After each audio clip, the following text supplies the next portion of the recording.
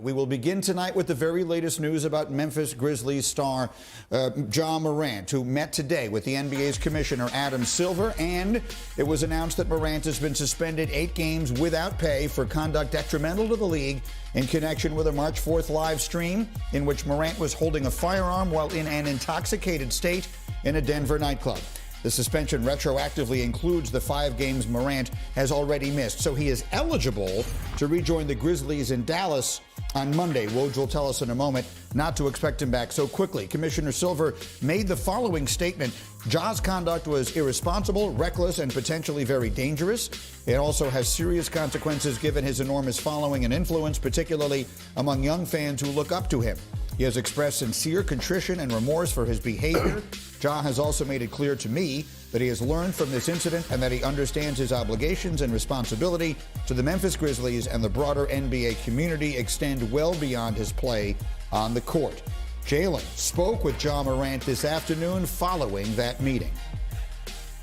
Adam Silver, what was that meeting like? It was good. Pretty much, an open discussion. Obviously, he said, things, I need to, be better at, but, more of just, showing his support towards me. And I accepted that, and, I also, sent my apologies, to everybody, the league, myself, my teammates, my family for, putting that negativity towards, all of us with a, bad decision. You at the spot, Shotgun Willie's. I've been there. You were holding a gun. And we both know how dangerous that can be. Whose gun were you holding? Well, the gun wasn't mine. It's not who I am. I don't condone any type of violence, but I take full responsibility for my actions. Made a bad mistake, and I can see the image that I painted over myself with my recent mistakes. But in the future, I'm gonna show everybody who Ja really is, what I'm about, and change this narrative that everybody got painted over me.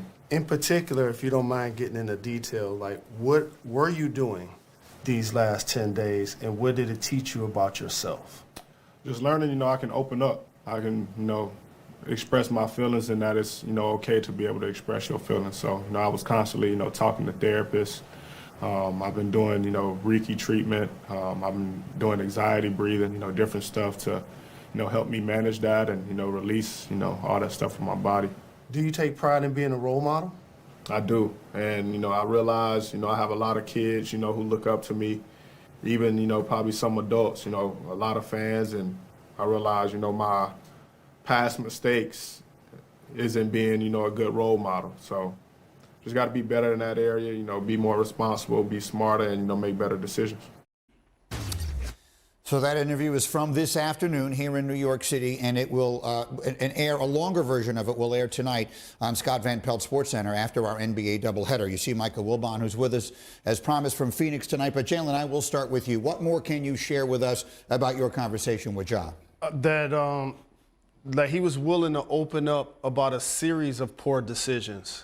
Of course, we're going to highlight what happened in Denver at the strip club with the gun. But over the last couple of years, it's been multiple things that he found himself in the wrong place at the wrong time.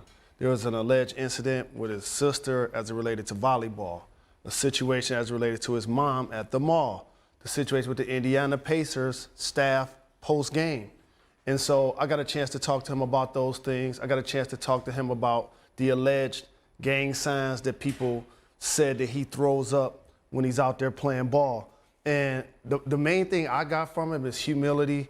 He's a young person, 23 years of age, and this is the best thing that could have happened to him at this point of his life. All of us have been put in positions to where we need to seek help, but may not do it. He actually did it. And I could tell that he's going to be a better man because of it, and it's going to be a residual effect for the rest of his life. So, Stephen A., you've had some time to digest now. We watched that interview together just a short time ago. What are your thoughts? Humility is a very, very powerful thing, and clearly he's been humbled.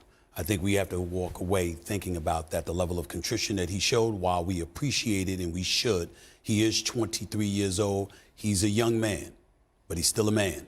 And the reality is that one could easily argue that he, along with a cadre of individuals in his life, were feeling themselves. You got a 5-year, potentially $231 million contract scheduled to kick in after this season.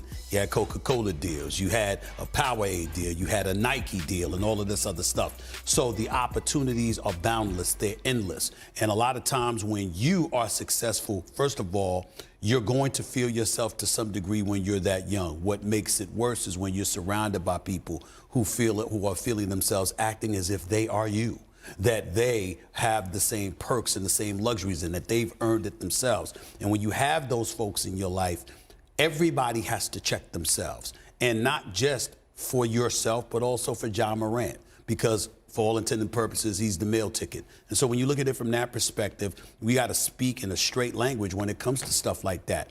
This man is spectacular. He's a future face of the NBA. He's a star right now. He's a box office individual right now. He knows it, everybody else knows it, and the world told him that. And unfortunately, it appears when you hear about the sister, the mom, people talk about his dad, stuff like that.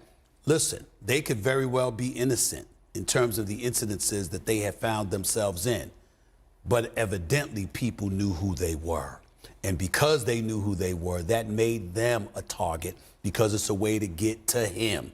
You got to see stuff like that. And you don't have to be 30 or 40 years old in the league for 20 years to envision that, to recognize the fact that you have to watch yourself and watch who you keep around you, because that's how you insulate and protect yourself from stuff like this. And Michael Wilbon again is with us from Arizona tonight. Michael, as you listen to Ja's conversation there with Jalen, what thoughts went through your mind? Well, first of all, kudos to Jalen for getting him to sit and talk about this, and for us to be able to hear it. I'm going to be a little harsh. I got to hear more than the expression of contrition. And by the way, everything everybody said so far, I hear you. I agree with that, because you got to start there. But there better be a real turn in behavior right now. Right now. No more promises. I mean, we've seen a ton of athletes, entertainers, politicians. They can promise, they can express contrition, but what's the behavior like?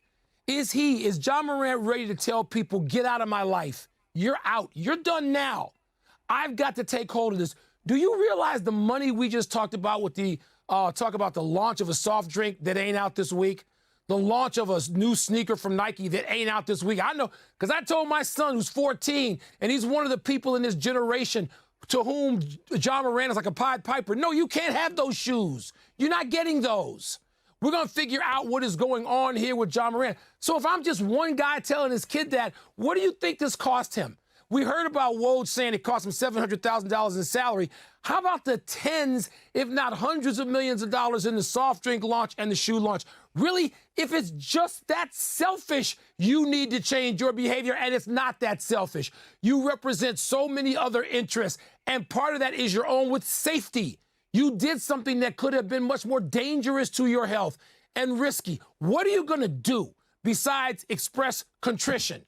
And are the Memphis Grizzlies in the NBA, yes, are they willing to support him at that age? Look, anybody knows you walk into the commissioner's office, whether it's David Stern, who was much more the hanging judge, or his successor, Adam Silver, who's done a fine job in this league, regardless of who's sitting there. You're going to express contrition? Now what?